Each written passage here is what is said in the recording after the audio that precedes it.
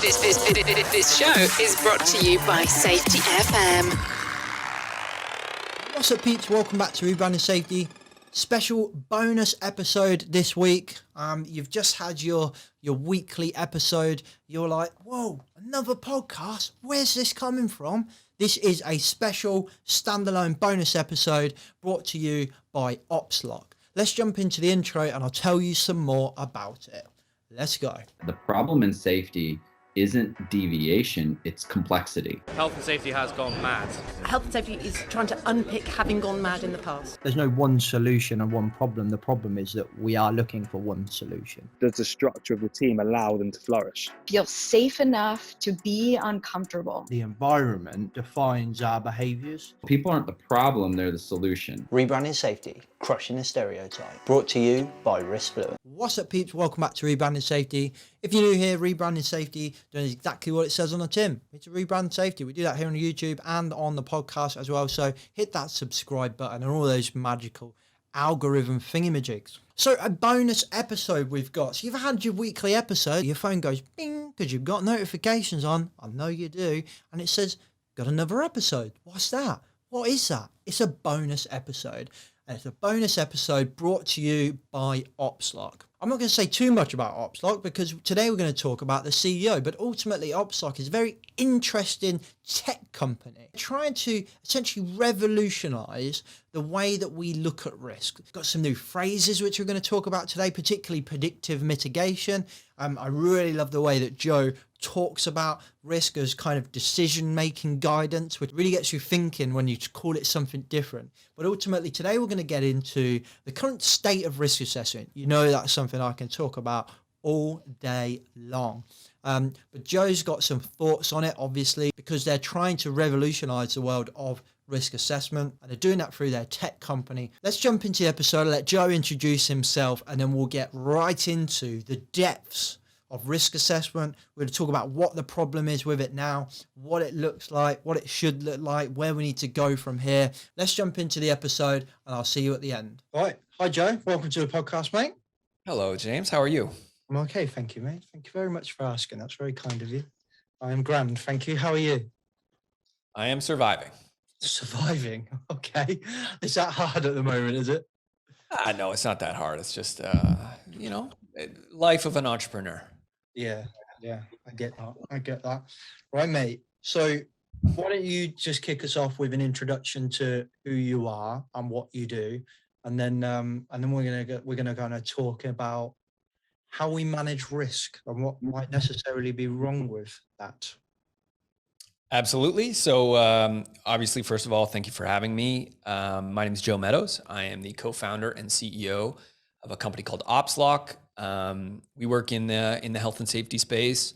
We work in what we call predictive mitigation. So helping people sort of predict and prevent incidents in the workplace. And that's kind of what got us connected here. And professionally, my background, more on the offshore side. So worked in the ultra deepwater construction industry for about a decade. Professional background, I have what's called a master mariner's license. We was formerly the head of the marine and health and safety departments on a deepwater construction ship, working all over the world. So that's kind of what got me into this and why we're talking here today. If you're a master mariner, that means you can be a captain of any ship. You mentioned to me when we had our little pre-chat. What's the kind of biggest ship that you have been a captain of? So I've never been the captain of a big ship. The biggest seat I sat in was second in command. Part of what drove me to entrepreneurship was when you get to that level, you're kind of waiting for people to die or retire, and that can get boring. Oh, right. Well, okay. That's awkward.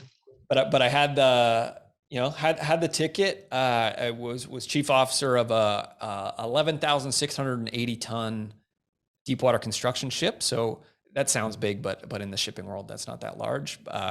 It was big operationally. So again, we had about 200 crew, where the typical cargo ship has about 15. Mm-hmm.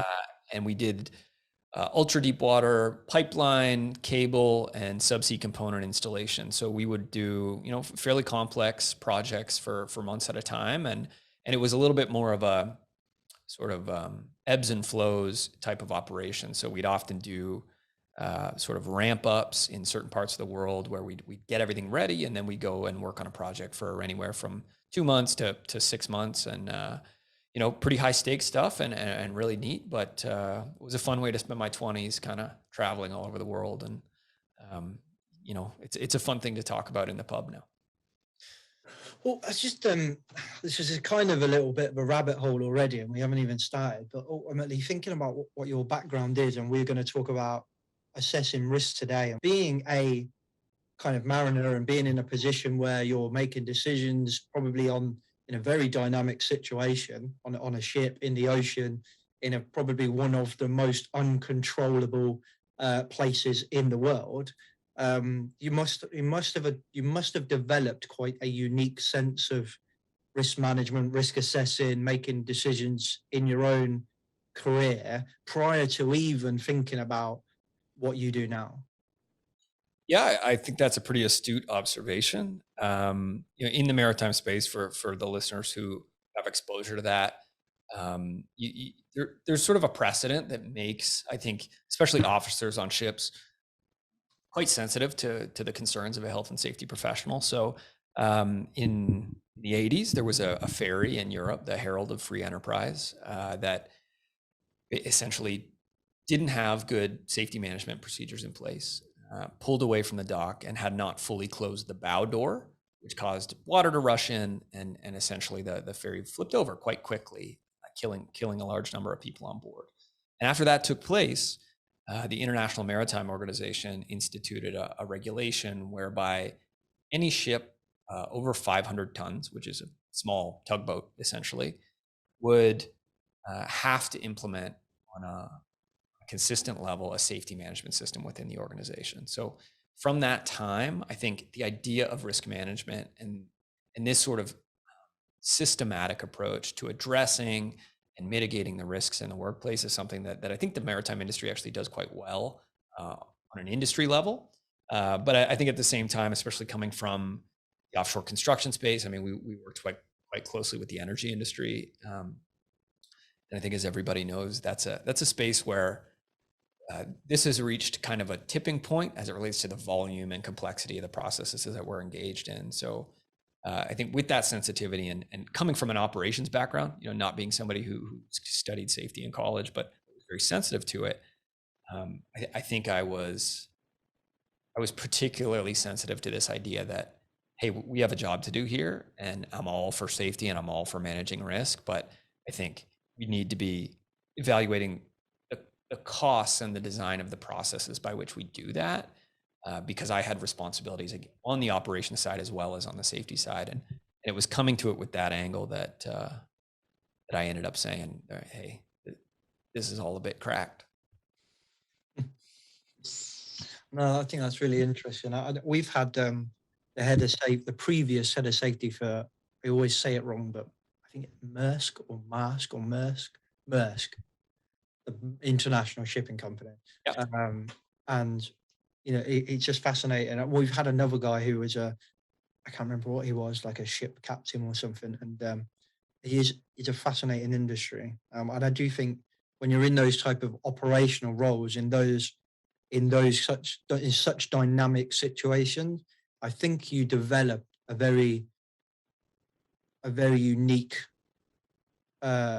understanding of risk and risk assessment in the moment. Not risk assessment in what some might think it is, as e.g. a piece of paper, but actual assessing and reacting to risk in the moment.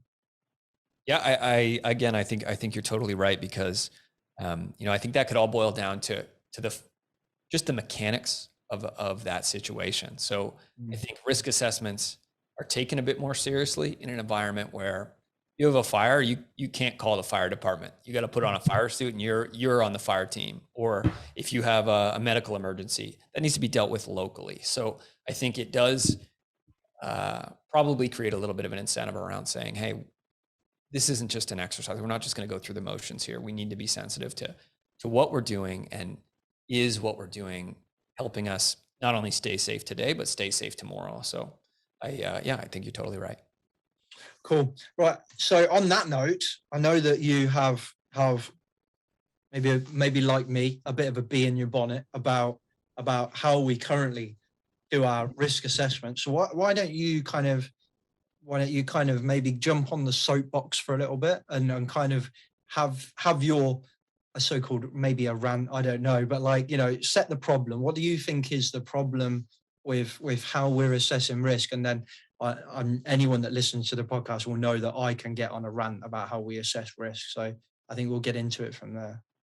Yeah, totally. So I guess from my perspective, and again, we spoke about this a little bit, but before we hit record here, but I come from an environment, coming from that offshore environment. I think in many ways, we're doing the things that so many other companies are aspiring to.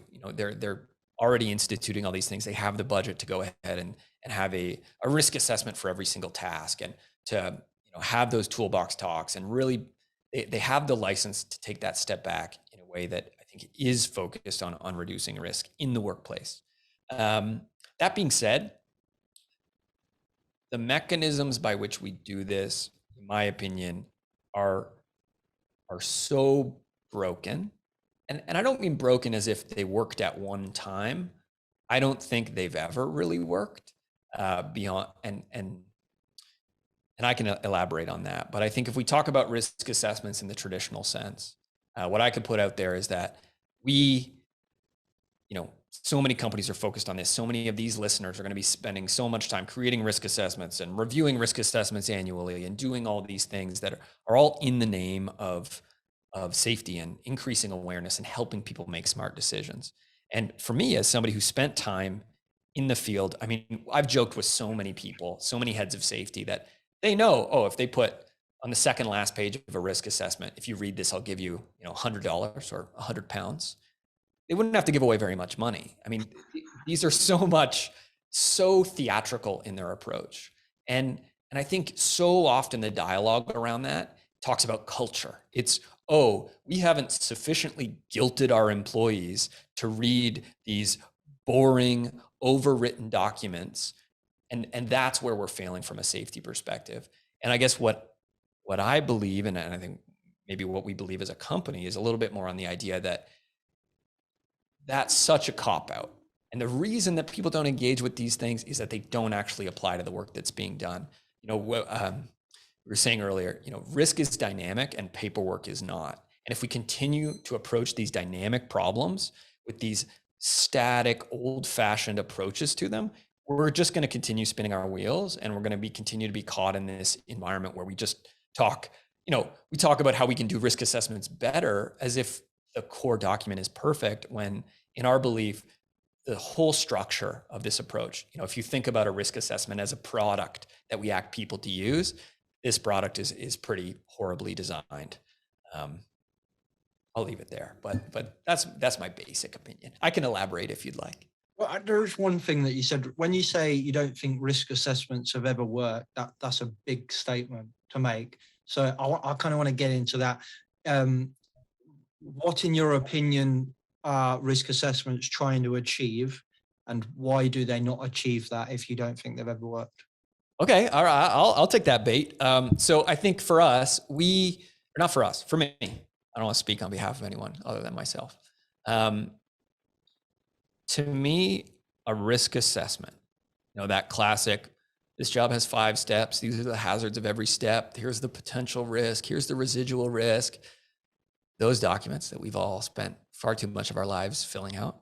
I would distill their intention down to decision guidance. It's about saying, whether it's your first time doing this job or you've done this job for 100 years, here's the things that you might not be thinking about. We provide those to our team so that our team can make a more informed decision, and that we're doing our due diligence as an organization and following our moral obligation to make sure as many people as possible get home safe to their families, or we don't end up with an environmental incident or whatever that impact happens to be. So decision guidance is its core intention as a document. I think how that has failed, in my opinion, is that I think companies fall into 2 distinct traps. One of them is that companies create, we understand that our employees are going to face a huge variety of conditions in the jobs that they complete. So depending on your opinion as a risk manager, or the strategies available to you are, let's create, because things are going to vary, let's just create a handful of general risk assessments that are we'll just create one for painting. And then we know that it's not going to perfectly apply to every scenario where people are painting, but we're going to rely on our employees to understand those differences and make the right call. And I think if you look at that as a strategy, it covers you from an auditor, because auditors will say, okay, I see what you did here. You've got all these general ones, you're covered. But you've fundamentally failed to provide the decision guidance, which is the whole intention of the document. You're saying to the employee, this is all up to you. I'm just creating some documents to show an auditor. So that's one strategy, and that's why that strategy doesn't work. And the inverse strategy, which certainly we experienced a lot in the energy space, is let's create 4,000 risk assessments. Let's create this precedent where we're going to create a risk assessment for painting in the rain on a ladder in a lightning storm, and a different one for painting in the snow, and all these other things. And what that does is it creates this completely untenable situation where the whole sort of health and safety department becomes completely invested in the constant creation and revision and distribution of these documents.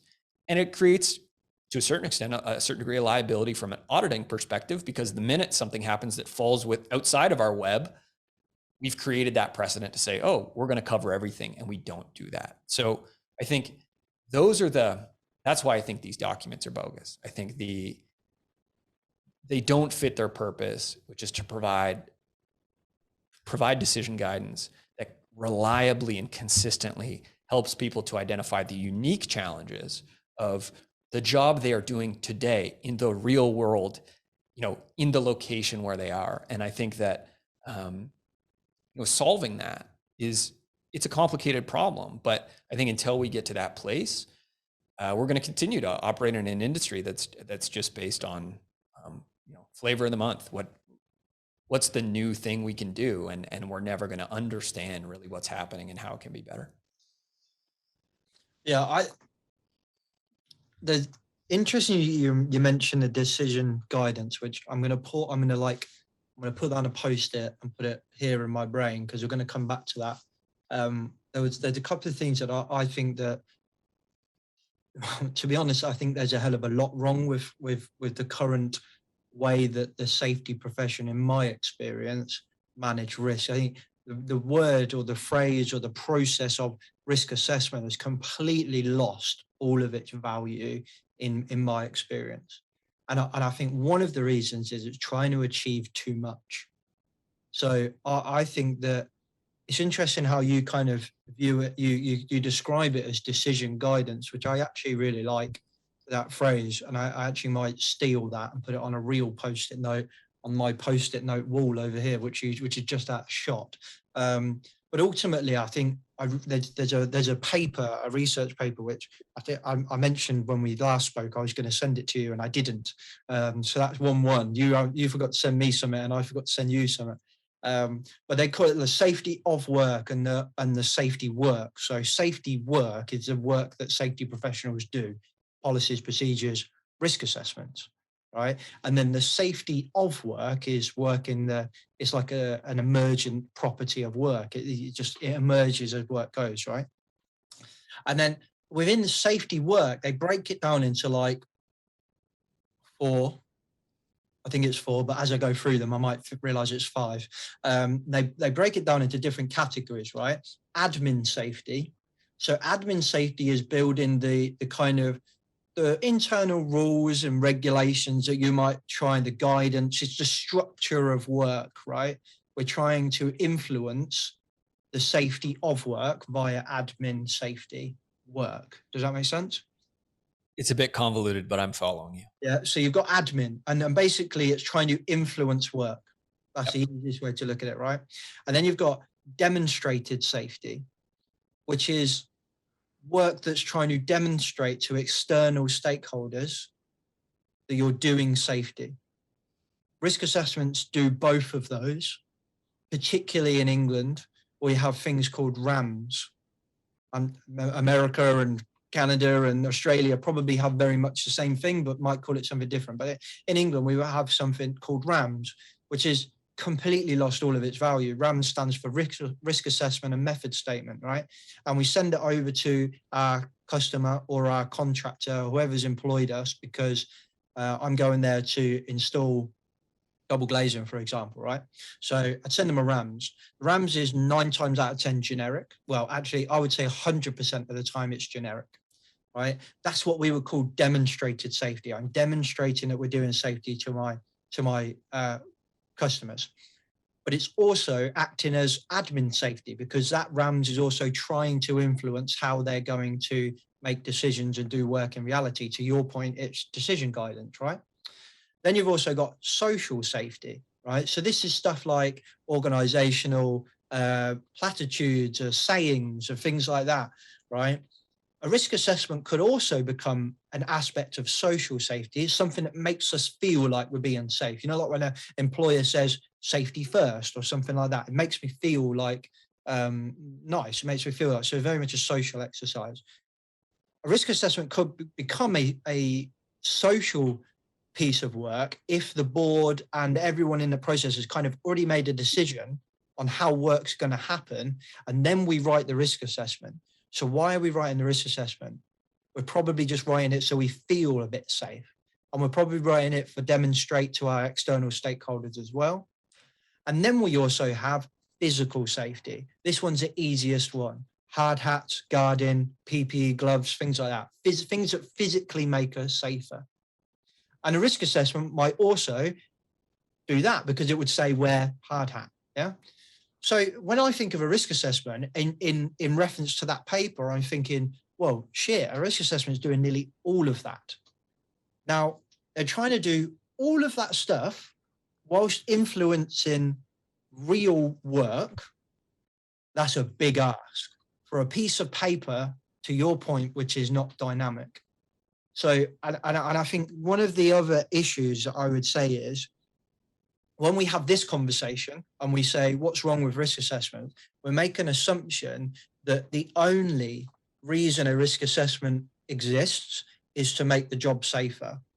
But that's just one, maybe the priority, yes, but it's just one. Demonstrating safety, e.g. compliance, is equally just as important to a company, or at least it's second to a company, because they need to your point, they need to tell the insurers we're doing a safe job. So fundamentally, a risk assessment is trying to do so much stuff for something that's really dynamic. And I think that's one of the biggest issues with risk assessment. So I could respond to this for several hours, but what I would say is, with all of those things you discussed, right? So if we say, hey, if we were to have some very meta audit of our company, and they say, how do you demonstrate safety? How do you do admin safety? And you're putting that risk assessment forward to do all of these things. I think where the industry falls flat is, okay, if you could tell me, if I'm sort of some unscrupulous auditor, how do you do social safety? Hey, we prioritize risk assessments. That's how we make it clear that our company values the management of risk, and that's how we're going to do this. But I think what we're trying to understand, or what I think about, is, how do we know that actually does that?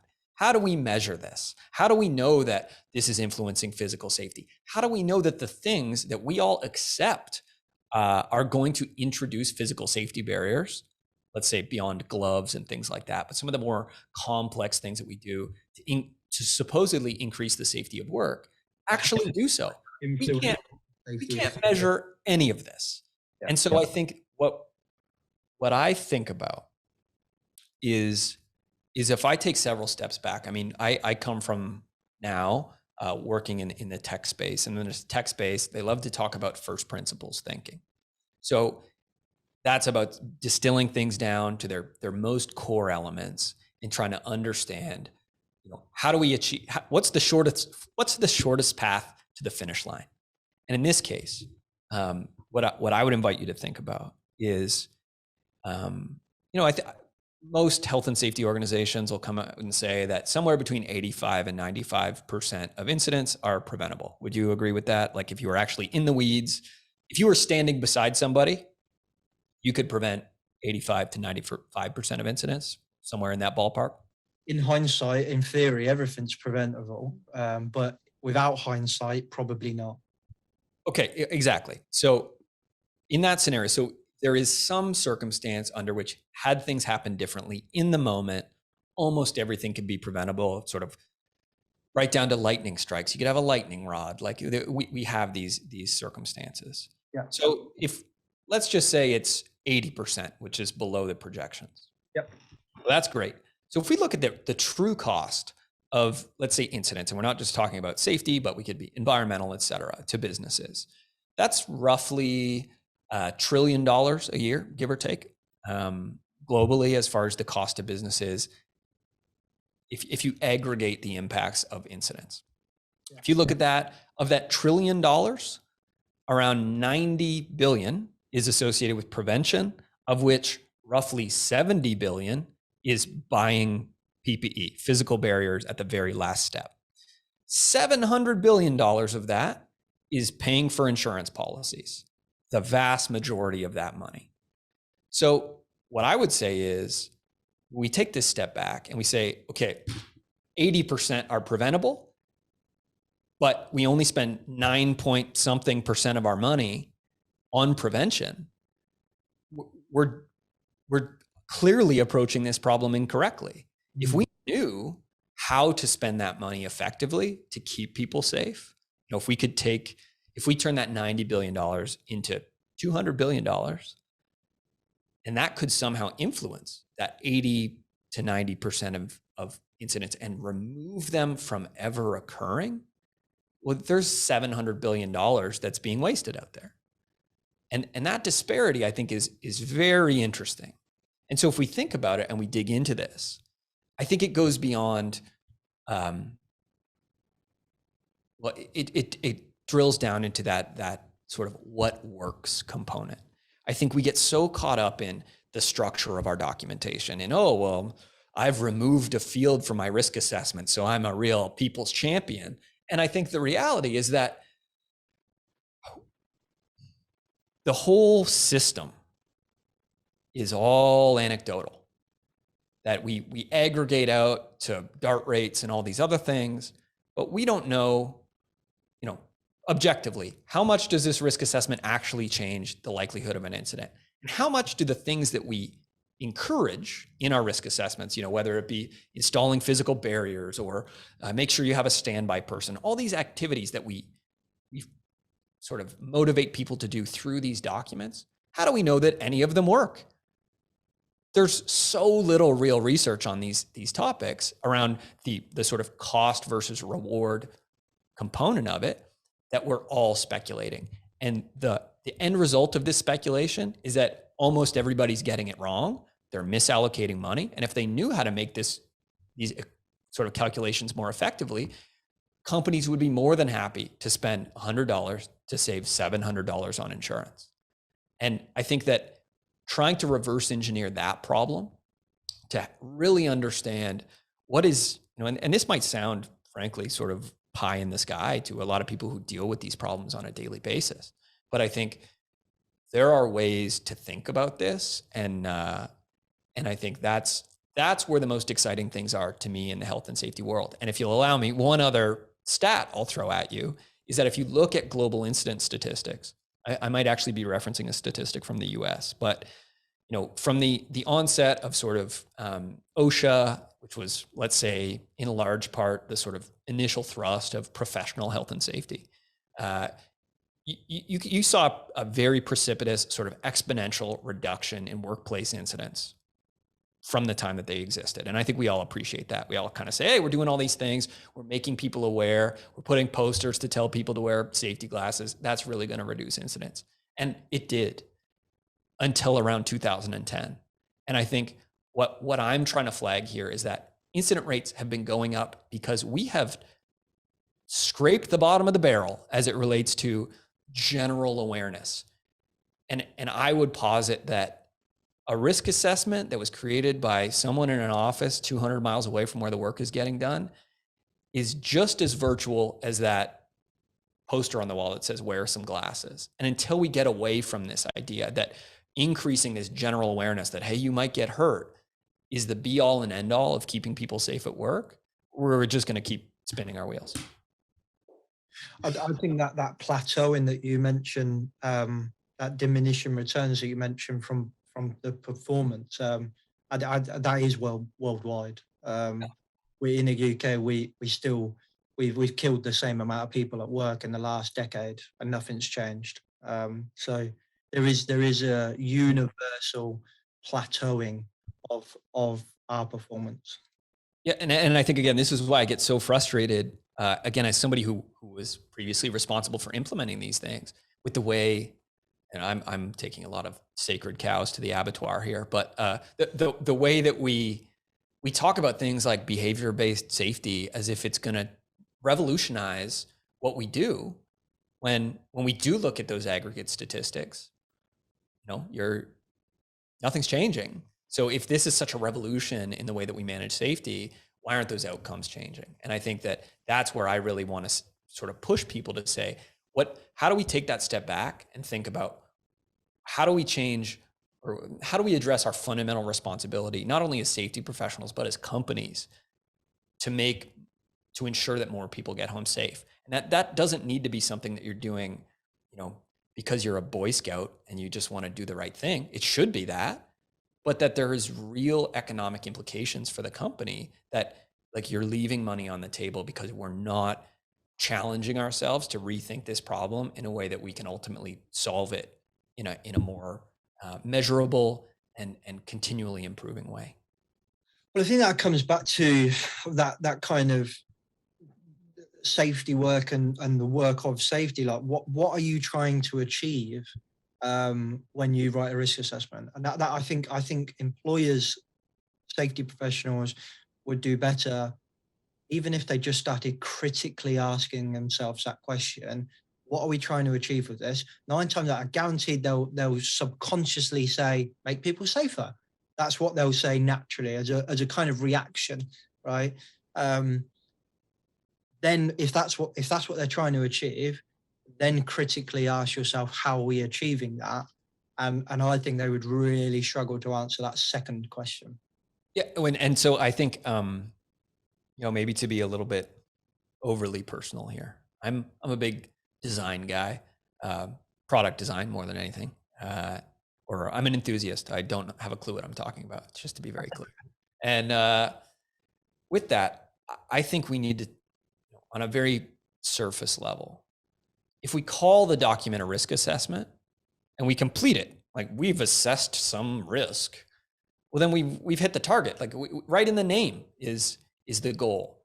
And I think we need to think about the way we structure these things to say, we, without getting into it, we work in the software space. And obviously a lot of people, I'm sure a lot of listeners, deal with some platform to deal with their reporting and all these other things that people do. And if you think about what the sort of current software providers call themselves, the category, you could look at Verdantix, Green Quadrant, and all these other things. They call it EHS software. Well, if you're going to call yourself EHS software, all you need to do is provide some software that has something to do with EHS. You don't have to do anything. You don't have to achieve any outcome. The goal is we're going to provide you software, and this is what it is. And I think if you look at other industries, there's been an evolution beyond this right on the nose thinking where we say, hey, if you're going to do, marketing strategies, you're going to have a demand generation strategy. What's that going to do? It's going to generate demand. And I think what, I'm a big advocate for, totally sort of separate from this risk assessment conversation, is we as companies taking a step back and say, it's a little bit on the nose, but is this a risk reduction document? Or are we just going to assess it and say, oh, there's tons of risk, carry on your way? I hope not. And so how are we going to change the way we even discuss these things so that we're focusing on achieving things and not just focused on doing things for the sake of doing them, which is, certainly a complaint from outside the industry, that a lot of people feel like that's all that health and safety does, that it's all just become a compliance exercise. We need to, my belief, and I think the belief of a lot of people that we talk to in the industry, is that we need to get beyond that thinking and say compliance is the baseline. How are we going to make people's lives better? And certainly we need to be compliant. That's a business requirement. But the whole notion of setting standards is that you set a minimum guideline for companies to reach, not that you set, this is the gold medal. And I think too many companies have been caught up in that. Yeah. And like for me, when we say, oh, we are in safety, often the target is to become compliant. Well, it depends on where you are in the world, but like in England, our legislation is goal-based legislation. So it's like a broad sweeping statement, like manage the risk as far as reasonably practicable, right? So that's pretty much what we have to do in the UK. So it enables a lot of flexibility for your workplace. So I have two problems with companies that try to achieve compliance. One, how do you achieve something that is as far as reasonably practicable? Because that's a relative term and a subjective term. And ultimately, you'll never know if you've achieved that compliance until you're in court. And if you're in court, you didn't achieve compliance in theory, unless it gets defended, obviously. The next point I was going to make, of which I forgot, about compliance, is that aiming for compliance, whether you say you aim for it or not, most people do aim for compliance. That's like the finance director saying, I'm aiming to break even. Yeah. And if you said that to the CEO, I'd tell you where to go. Do you know what I mean? No, and again, to double down on this, I speak, in my role as the CEO, I talk to a lot of very senior, health and safety leaders at companies with 200,000 employees, big dogs. And these people all understand this. They all understand that if they're going to be excellent, if you're going to be somebody who's going to make a difference in your company in a way that's going to change your career, we need to care about efficacy.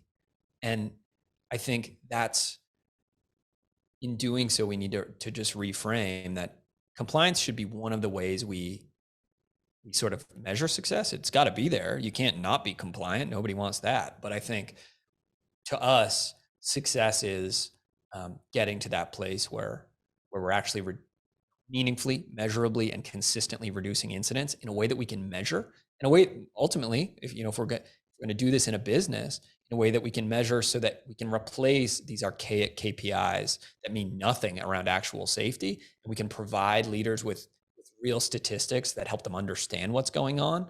And in doing so, just change the way that we talk so that we're focusing a little bit more on, again, what are the times where not just somebody deviated from a risk assessment, or how many work permits have we audited that were filled out incorrectly, but what are the times where we had a high potential risk activity that was not caught, that was deviated from because we had the right system in place, and that system caught it for us. And that shouldn't be the responsibility of individual health and safety professionals, that we need to be moving towards this place where we can really measure those things and we can really sort of address them before we get to the right, before things go wrong. It's interesting when you said there, it kind of got my brain going, where you said, are we assessing risk or are we reducing risk? Like, I think that's a really interesting point when we say the document is called a risk assessment, e.g. it's an assessment of the situation in that moment. It doesn't clearly articulate what we're trying to achieve. And I think actually, if I was just to think back on a lot of the risk assessments I've seen and even done in the earlier years of my career, they were primarily risk assessments. Yes, they might have give some points to maybe advise to make improvements, but ultimately they were assessments, and rarely did they actually result in significant improvement because we just kept doing them over and over again. And I think what it also makes me think about is if we were to make a statement, we're doing a risk reduction exercise, I do think that would ultimately change the way we have that conversation. So, for example, like we're not very evidence-based in safety at all.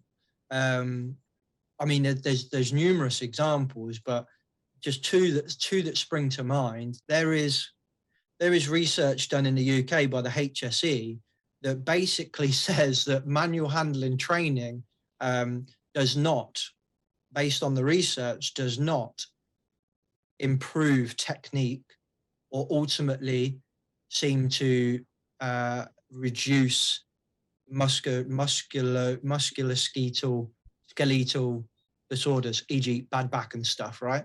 So manual handling training doesn't work. So we've got a piece of research there by the enforcer in the UK that says manual handling training doesn't work, right?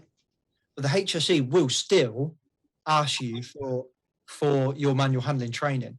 So and this is the disconnect. So I've even had I run a panel of a kind of live event, and I asked the HSE enforcer, your research from your scientific department says training doesn't work for manual handling techniques, right? And we'd be better off, even though they did caveat in the research to say more research needs to be done. But in theory, we would be better off by investing in strength and conditioning training, like we do in sports and stuff, right? And encouraging fitness and so on. That's one example. So in your risk assessment, if you have manual handling training down as a mitigation to reduce injuries and improve technique, the evidence says that doesn't work. The second thing would be high-vis. There is little to no evidence that a high-vis jacket makes you more visible. Actually, what makes you more visible is movement, because the way that we've evolved biologically, our eyes are trained to pick up movement. But fundamentally, when I think about what we train people to do is, I'm walking through like a factory, right, or a warehouse, and you're on the footpath, and you see the forklift truck driver. He's concentrating, yeah, and he's reversing. I don't want to disturb him, so what do? I stop fucking moving. I stand still. It's like, what are you doing? It's a different thing. So actually, again, there's a caveat here that more research needs to be done. However, based on and I'm pretty much quoting the Safety of Work podcast, which is two podcasters who are basically researchers and they read a load of stuff. They do a literature review basically, and they talk about it on the podcast. Outstanding podcast. I love it. Right. And they basically said, off the back of this podcast, you'd be better off having high-vis wrist cuffs and ankle cuffs and then just moving because the eyes are trained to pick up movement. So again, if your risk assessment says manual handling training or high-vis, that's not evidence-based, and therefore it's proven to not reduce the risk. So you've given me some good fodder here. I think you've hit on exactly the point that I think we miss here. So how many, again, we could sit here and speculate how many hours of a health and safety professional's time have been wasted collecting manual handling training, tracking them, logging that in risk assessments, all these other things. And with no actual data, I mean, obviously there's a certain common sense element to this, but we did the measurement and turns out it doesn't make a difference. Well, I think if we take a step back and think about certainly any risk assessment I've been involved in, I won't speak for anyone else. What do? You sit down, you say, what are the hazards? Everybody puts on their imagination, identifies every possible hazard that could ever happen. If you work somewhere that identifies potential risk, maybe you rate that. That doesn't happen everywhere, at least in North America. So you say, we've got a potential risk of 12, as if that really means anything. And then you go and you say, how are we going to control this? And obviously you want to get down to that green number. You want to get down to whatever's going to be below the appropriate spectrum. So you add everything you would have done anyway, and then you choose a number that's in the green part of the risk assessment. And that's the way these things happen in practice. And I think what we want to drill into is this idea that all of this is speculative. I mean, again, obviously there's good evidence to support the fact that wearing safety glasses is going to keep, metal shavings out of your eye. But how often? And is it going to protect you in other circumstances? And I think that if we take I keep saying this, but if we take another step back, Won't be able to see the risk assessment at this point.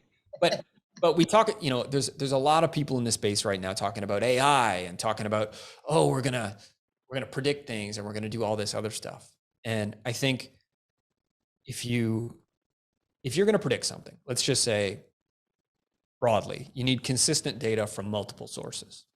So if we think about that in the context of risk assessment, in my judgment, the risk of a given activity is not exclusively driven by the sort of task being performed. It's really a sort of who, what, where, and when equation. So the what of the job is important. Hey, we're going to go and be painting on the top of this ladder. But to reliably assess risk, what time of day, in what location are you doing this? Are there other things taking place, which is never captured on our risk assessments and often the source of incidents? Who is the person doing this? The whole human element, which we all understand, has an impact here. That's something I've dealt with personally, where we had people who had huge issues in their home life and then had to keep working on the ship. And those are obviously people who are severely distracted. But all of those elements need to be measured consistently in so many places before we could ever measure what works as far as the way we mitigate the hazards of work.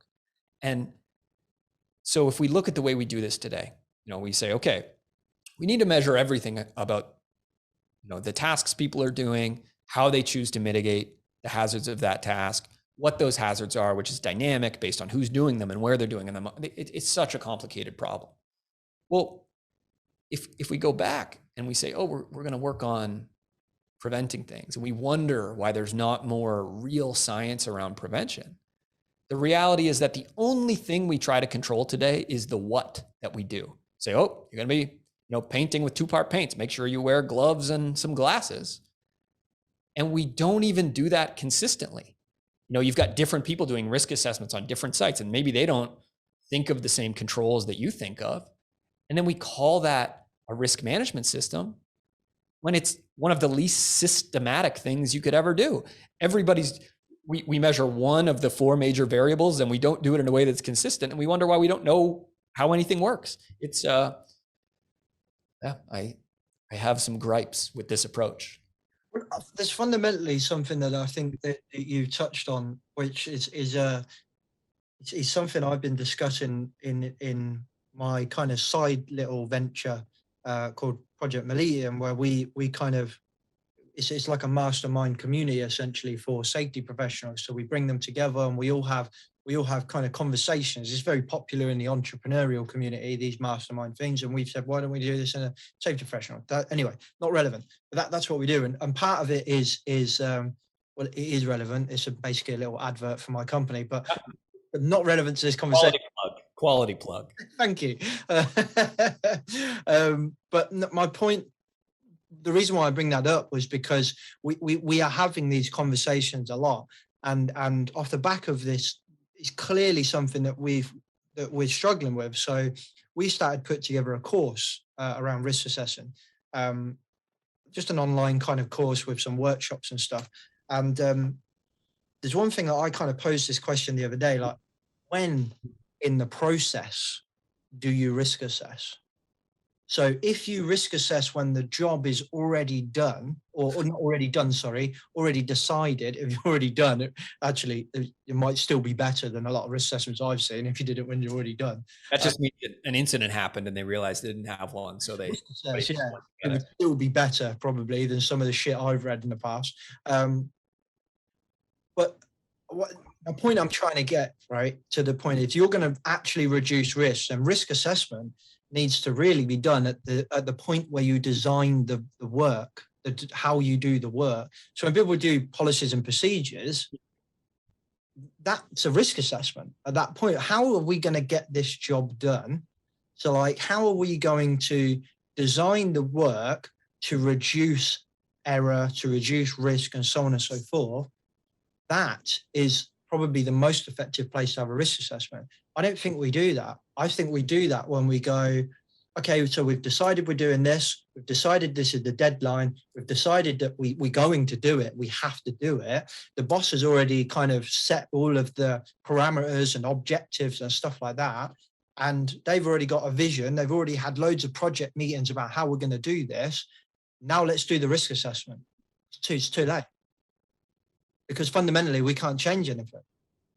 I'm not saying it's one or the other. What I'm actually saying is it's probably both. Yeah. But we miss out the conversation when I suppose what I'm trying to say is, when leaders make decisions and design the work, they don't say what's the risk. So if I go, I'm going to buy this plot to build a load of houses on, right? And I know the deadline is tight, and I know we're going to be pushed. What's the risk? And they might go, what's the risk financially? But do they say what's the risk of that tight deadline from a safety point of view? Tight pressures, more human errors likely. Stress is going to be increased because we're under pressure. It's so many things going on. Do we risk assess at the wrong point in the process? I suppose is my question. Yeah. So I think, obviously there's a flaw in that. I don't need to repeat it. I think, if you make an amazing risk assessment that's incredibly thorough and thoughtful in a project management office, and then the job begins and it starts to rain, where's that in your risk assessment? And so having some ability and I think this just goes back to the design comment I made earlier, that if we think about these tools that we use as health and safety professionals as products, and say, use a banking app. It's got to let you send payments and check your balance and all these other things. Like those are the successes of a banking app. Well, if we look at our risk assessment, how are we confident that it's going to give people the decision guidance that they need to get when they're doing the job, and that's going to be appropriate for the actual job that they're doing, and takes into account the idea that a risk assessment is going to be different, not only if it starts raining, but if a different person does the job. If you've got somebody who's been doing it for 5 years, you've got somebody who it's their first day, or you've got somebody who's been there for 25 years and they've gotten so complacent, they don't identify those risks. And I think we need to take a deep structural look at the way all of these things work, and take that big step back to say, there are obviously best practices here, or there are certainly a lot of strong opinions around what a best practice is, whether that be when you're working at height and all these other things. Respectfully, health and safety podcasts are full of people who have these strong opinions around techniques. And I think the reality is that until we build a system that implements whatever those strategies are consistently and in a way that fits to the molding nature of work, and then measures if they're successful, it's all for naught, in my opinion. It's just anecdotal. It's just, you can go and get the big safety award at the gala because your incident rate went down, and maybe your company shrunk by 400 people and there was nobody working anymore. Like there's so many confounding variables here. And I think I certainly feel a certain moral obligation. Again, I'm lucky because I'm not operating within the confines of a business where obviously you've got your monthly KPIs and you have all these issues. But I really feel like, approximately 1 million people die at work every year. And I think that's, are we going to make that zero? All the work to zero people? I'm sorry, but I don't think so. That being said, I think it can be a lot less. And I think we're only going to get there if we take the sort of cotton out of our ears as it relates to what we're doing, and take that step back and say, there's got to be a better way to do this. Around how we make decisions in risk assessments, I think is fundamentally flawed as well. You alluded to earlier on around essentially what I would call fudging of the numbers to get it below the point where we don't actually have to do anything or stop the work. Like, this is a 5 and this is a 4. Oh wait, shit, that means red, and red says we must stop the work. Boss is never going to like that. Let's get it down to amber, right? Which just says that we can look at this in 5 years' time. But ultimately, I also think that you've mentioned a few times around data, right? And there's something that I've challenged a lot of people on lately. In the UK, there are 2 consistent killers. Working at height and workplace transport. Working at height is always number 1, and workplace transport is always 2 or 3. you know, so top killer working at height consistently every year. And construction as an industry is always at the top, right? 9 times out of 10. And then workplace transport is always at the top. Manufacturing is normally at 2 or 3, right? So if you work in construction and working at height, do you consider that data as an indicator in your risk assessment that you need to do more? Because if you don't, I think that's a fundamental flaw. And I don't think anybody does. I don't think anybody assesses their risk and goes, hey, we're in green, for example. However, I'm going to bump it up to red because there is data every year that tells me this is a fatal risk. I'm going to push back a little bit, not too much though. Build it up. So I think that's insightful, right? Like to a certain extent, that's a certain degree of analysis of this is what the data is telling us. And there's clearly a systematic sort of undervaluing of the risk of this activity in the construction sector. Yeah. I think having a certain degree of correction for that is probably the best we can do today. So I think that's tremendous. But I think what I would suggest is that it's not as though a certain degree of construction workers work on a scaffold and are miraculously thrown from the scaffold. There are real, tangible things that occur, you know, that breakdown of control that leads to these things taking place. Yeah. And I think I'm a pretty, maybe I'm just cynical, but I'm a pretty firm believer that it's not the things that we predict are going to hurt us because we've predicted them and we're working on it. And I think that it goes beyond simply saying working at heights. I think, again, it's a great aggregate, but to say, what are those additional conditions? Could you look at those numbers and say, oh, well, 70% of these people had, been to the pub too late the night before, or there's a specific brand of harness that they wear that is particularly difficult to use. And so people aren't clipping it in and they're falling off. And it's all of that confounding variable where certainly we can analyze the outcomes and look backwards and assign any sort of narrative that we want. But I think what we need to look at is that, not only do we need a consistent way to identify the likelihood of certain bad things happening. So working, like, let's say falling from heights as the hazard there. I think that the way that I'm just griping about everything here, but I think the way that companies think about likelihood, we spoke about this briefly yesterday, but it's just a shot in the dark. It's just, this feels possible. And that's my point, is that surely if you're going, this is not likely, but the national data is telling you that it is likely because it kills the most amount of people every year.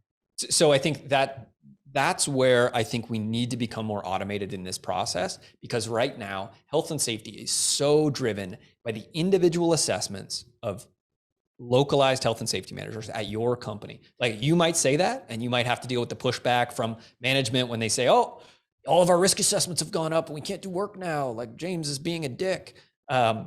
And they say that a lot. Sure. And so that's an approach.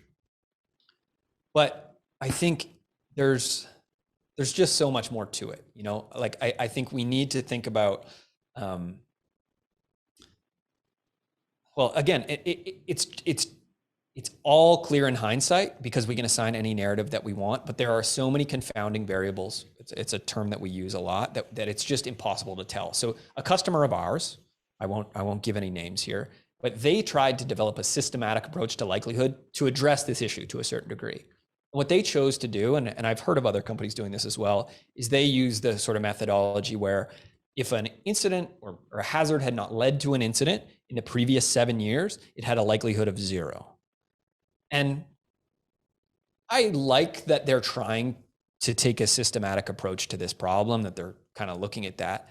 But what that fails to recognize is they are not the same company they were 7 years ago. They don't have the same amount of employees. They don't do the same operations. So it's this way of, it's just bad data analysis. It's just say, well, it hasn't happened, so it's not going to happen. There's so much cognitive dissonance in that approach. And any safety professional who's pushed on that is obviously going to say, well, Obviously, this isn't the case, but we're just trying to be systematic here. And I think this is where our belief and my belief is that this is such a problem. So many people are having to pay the price for this. And that's what took me as somebody who is a professional boat driver fundamentally. I'm a bit of a techie in my personal life, but I certainly never went to school for tech and said the only way we're going to really dig into these problems is by first measuring it and then using technology to uncover the things that are simply too complex for us to ever understand.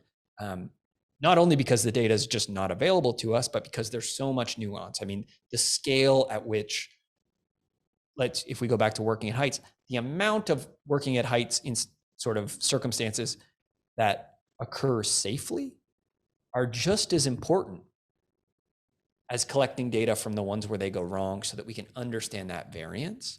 Yeah, and it is simply impossible from a resource perspective for any of us to do that on an individual level. So that's where, again, that's what pushed me towards the technology space, was to say, how can we build a framework that helps us to do that?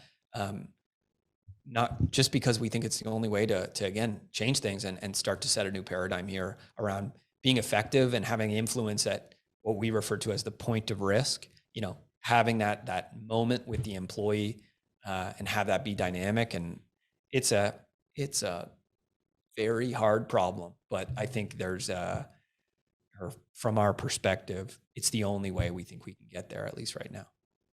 Yeah, I think if there's only one space in risk management or tech, AI, and so on, let's just say there's only one space, it is helping us predict things, e.g. likelihood, and make that, it is doing all of the data gathering behind the scenes. And we're inputting some data, but they're doing the algorithm stuff behind the scenes, and it's going, here's your likelihood indicator. I think if there's ever one space where tech can help us, it is that 100%. Ultimately, I think if you're a safety professional, and this is just my very controversial opinion, but if you're a safety professional, I think you would be better off removing, if you're doing the traditional risk assessment, e.g. a conversation and you're writing it down on a piece of paper, I think you remove likelihood and severity from the conversation. Remove it. I don't have it on the piece of paper at all. And I would say that is supported by the HSE in the UK, because if you download their template, it does not have a 5x5 matrix on it. It just has what's the problem, who's at risk, what are you going to do about it. That's all it talks about. So I think if you're not got tech, don't do it. Let something smarter than you do that, because humans, even the best humans at predicting stuff, are pretty crap at predicting stuff. So let's not predict stuff because we're not good at it. Which brings us quite nicely onto what you guys probably do, as you're trying to kind of help us with that process. Yeah. So I guess just to provide a bit of background, and again, I'm not here to push it, but what we do at Opslock, again, we're a software company. That's kind of beside the point, but what we're really trying to advocate for is an approach to managing risk in the workplace that we've kind of coined as predictive mitigation. And we chose that name very intentionally, going back to what I said earlier, that we're talking about an outcome. We're not just talking about ticking some box. So what we want to be pushing for, as far as what people are thinking about in the industry, is how are we going to predict the hazards that our employees are going to face, and how are we going to mitigate them before they turn into disasters. And that's this fundamental approach. As far as how we get there, again, we work in the software space. We can help people get to that point, but I don't think you have to, or you might have to. Or you might have to build your own software. It's a big problem. But what we very much look at is kind of the first thing you need to do if you want to move in this direction. And I think, again, we think we're a great way to help you get there, but there's no reason that you couldn't get there on your own with some sort of thoughtfulness. Is first of all, you need to find a way, in the way that your risk assessments and just all your documentation is designed, to remove variation in the way that it's applied. So what I'm talking about there is, I mentioned it earlier, if you've got a work permit, and if you were to go to 2 different sites in your company and people fill out one of the little boxes, they interpret it differently, and everybody on the sites fills it out in a certain way. I've seen that personally many times. Then you don't have a safety management system. You have most of a safety management system, but it is completely disingenuous for you to compare the data or judge the effectiveness of that system because it's clearly not being applied consistently. So what we need to focus on first is how do we remove the variation so that what we're collecting is meaningful? From there, we need to find a way to measure efficacy. So again, this becomes a really challenging problem, largely just due to the scale of these things. I mean, if we're lucky, we might have 1 serious or 2 serious incidents at a given company, in a given year. So it doesn't give us a ton of information, but we need to say, okay, we're finding ways to collect this information. How do we measure what's working and what's not on a granular and impartial way? So doing so means you need to measure not just the times, it's not just collecting documents after an incident and saying all of these documents were ineffective, but it's saying what are the techniques that people used that other 99.9% of the time that worked, and what's the variation in this case? And if you can't see the variation in your documentation, you need to take a step back and say, well, then we're not assessing risk because there's an element here that's clearly influenced the risk of this task that we're not measuring. So how the hell can we call this a risk assessment? And I think from there, it's just about amplifying success. One of the techniques that we use is, with the companies that we work with, we apply this methodology, through the software. So we help people kind of, people use our app to manage the sort of day-to-day health and safety stuff in their business. But because of the way that we've designed it, we try to take that step back and be a little bit more of that analyzer and help people understand what success is. And the way that we've chosen to do it, and there may be better ways, but the way that we do it at our company is the whole system's designed in a way that it's quite elegant, that we can apply the same tool to an oil rig or an oil tanker or an Amazon warehouse. And in doing so, we can collect and compare that data in an anonymous way and simply compare tasks with tasks.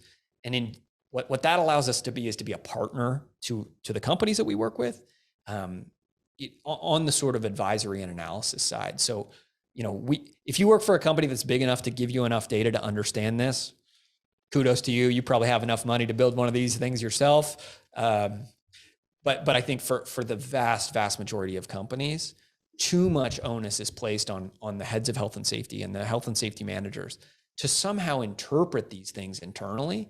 And so we think there's this very exciting opportunity to say, we're going to apply this new way of solving these problems that's going to help dynamically predict risk in the moment for the employee.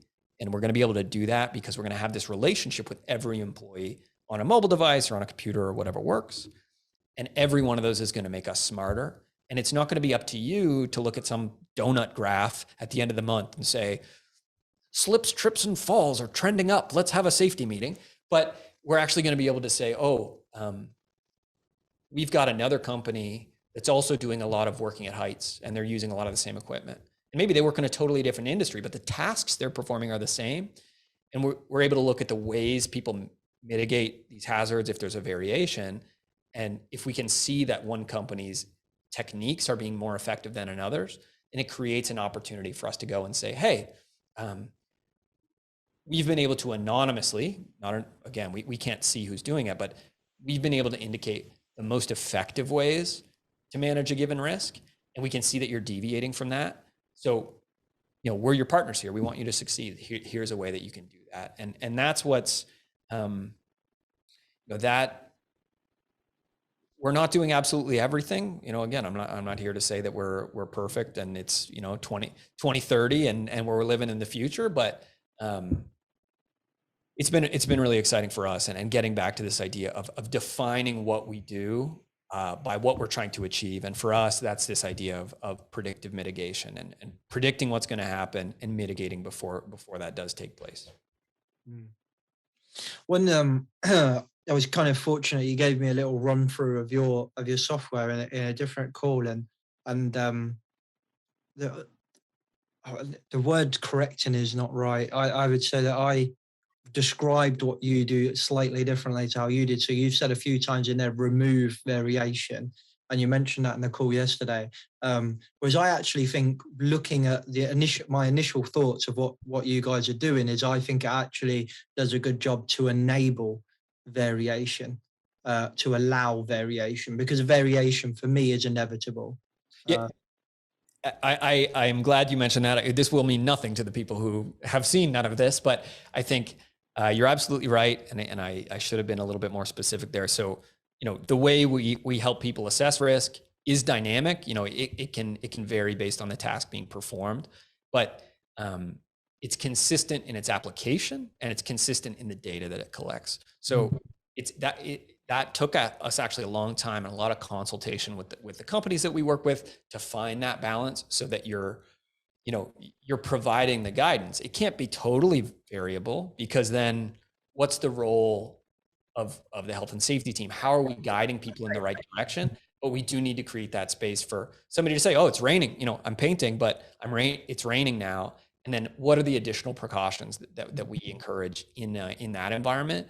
And to do that in a way that doesn't require somebody to be looking over every shoulder, or to be doing audits of these things 2 weeks later, as if that's going to make any difference. So no, it's a good point. When I was looking at it, it set that initial generic, makes it sound, it undervalues it, but it puts that generic kind of guidance of the risk and how we manage that task or whatever in the system, and it enables that dynamic assessment on site to be easy and quick. And that was what my initial kind of impressions of it, and I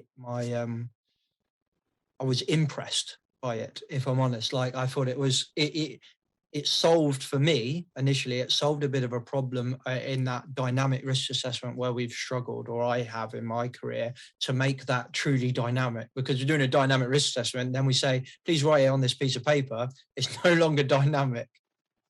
Not only is it no longer dynamic, but you lose that ability to be consistent. So again, to all of you out there who are cringing because you're hearing this kind of sales pitchy stuff. I mean, I apologize. I'm very self-conscious about that, but I think at the same time, again, what we try to do is to say, what's that fundamental guidance that you care about as a company? So if you're carrying a load over 50 kilos, what do you as a company believe are the appropriate ways to mitigate that? And that you can capture that in a single place. Basically, you as a health and safety professional need to capture those things once and never again. Never again do you need to go and say, this meets all of our requirements. Like, let's sign at the bottom of the page or whatever. You put it in a single place, and then that again creates something that's dynamic for the employee to engage in. And in doing so, they can make it flex and move to what they want. But as they make it flex and move, it's going to make that decision guidance that you've already captured available to them. And if anybody wants to see this, they can joe@opslock.com is my email. Send me an email. I'll show it to you, but probably does not translate to audio all that well. And you've just ruined the bit that I was going to say next, right? Joe, if they really like what they've just heard from you, then they can contact you. So like, if people have listened to you and then throughout this they've gone, yeah, these are my gripes as well, and I get what you're saying, and yes, we're having all these problems with assessing risk as well, and this tech guy seems to know what he's talking about, so maybe I should talk to him and see what Opslock is. They just drop you an email and get a demo, I assume, as you've just kind of mentioned. They could do that, but I think again, I do appreciate that. If anybody thought that, I'm grateful. I'm sure half the audience thought, this guy's off his rocker. I'm gonna go listen to whatever, some other popular podcast. If people are interested, I would recommend certain, like, if you're looking you want a demo, that's great. I do understand that a lot of people aren't into that, but if what we've talked about here has resonated, obviously we are trying to build a bit of a community here of people who are interested in this sort of new way of approaching risk and interested in being involved in the development of the research behind predictive mitigation and want to see that implemented in their business. So there's a few. Perfect for me if you want a demo. We want to talk sales. Obviously, I'm not going to complain about that. If that being said, we understand that's not something that's in everybody's wheelhouse. So I want to put two other things out there. One is that the way that we've been able to develop these insights is that we've been we use what's referred to as a design thinking approach to reevaluate the fundamental intentions of processes at companies that we worked with. So we said, how's your incident investigation process work? We boiled it down and we said, hey, your 6-step process actually has 44 steps. And it's not, if you look at the way you're spending your energy, it's not focused on achieving your goals. And that's a sort of a methodology that was developed and has largely been published by Harvard. But we've kind of co-opted that process and created a version of it for health and safety professionals. So we offer this service that we call transformation design, understanding that so many professionals are looking for ways to kind of modernize the way that they approach things. And if you're interested in, the way that this process works is that our team, product designers, et cetera, will engage with you on a call, and we pick a single process, kind of whatever your biggest pain point is, and we break it down with you, we map it out, and we can then evaluate it from a kind of impartial perspective and help you to not only identify yourself ways that you could streamline this process and make it more effective with fewer steps, but we also create some nice artifacts that you can bring to your board or bring to your leadership that people we work with have found really effective for making change happen. So again, if that sounds interesting, Joe at opslock.com or go as opslock.com is our website. You can, I'm sure, find a way to contact us there. So that's option A. Option B is for people who are looking for something a little bit more tangible. We do have a, what I would consider the coolest safety observation software I've ever seen. And we've just developed a version of that's deliverable on its own. So you don't need to, we understand people use big platforms and change is hard. So if you're interested in maybe sticking your toes in the water, there are a few of the predictive mitigation elements in this platform, but we've developed a version of it that you can deploy in your company, unlimited users, and you just have to sign up for our website. And I might, we'll have a chat about finding a way that we can make sure that rebranding safety listeners, are going to get priority access to that because it is invite only at this point. But we do want to kind of put our money where our mouth is and provide people with something really cool. If they're in a long-term contract or something else, we want to give them that opportunity to engage with us. Cool. Yeah. So they can message me and I shall decide whether they are worthy to see the one software that rules them all. Yeah. You can see how many Project Millennium events they've attended and rank them based on that. That's you're not a Project Millennium, and well done for pronouncing it correctly. Everyone gets it wrong.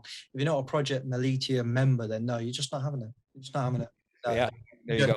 People will just message me if they're curious. Drop me a message. They all know my details. If not, they're all in the description. We'll put your details, Joe, in the description as well, and we'll put the website in the description as well, so people can get hold of you and then me as well, and hopefully give it a bit of a try and break it is kind of what I normally tell people when they're trying stuff.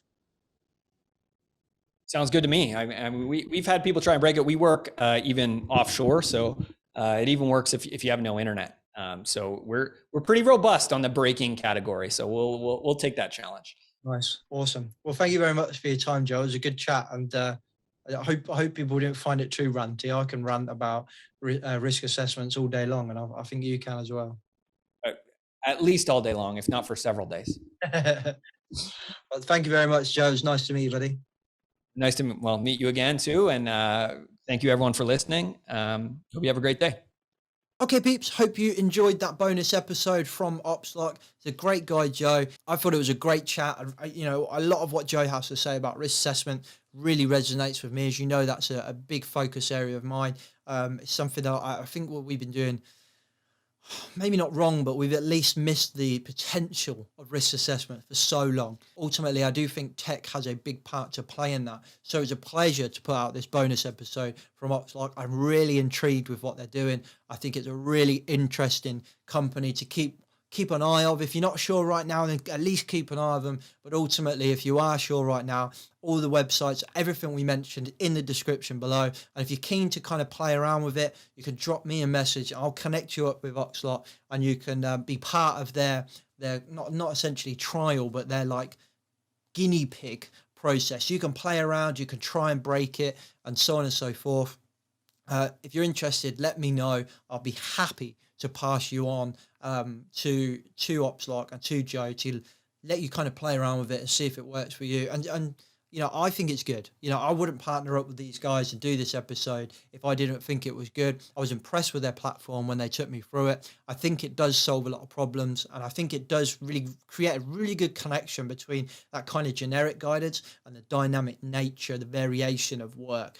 Makes it easy and streamlined. So I was really, really impressed. I hope you enjoyed that. I hope you got some value out of that. Even if Opslock isn't for you, I hope this episode really brought you some value. I hope it really got your cogs in your brains going and provoked some thoughts. Don't forget to check out Opslock in the website and everything below. But ultimately, I'll catch you next time on Rebranding Safety. Safe. The views and opinions expressed in this podcast are those of the host and its guest and do not necessarily reflect the position of the companies. Examples of analysis discussed within this podcast are examples only based on limited and dated open source information and should not be utilised in real life as the only solution available. Assumptions made within this analysis are not reflective of the position of the companies. No part of this podcast may be reproduced, stored or transmitted in any form or by any means, mechanical, electronic or otherwise, without prior written permission from James MacPherson.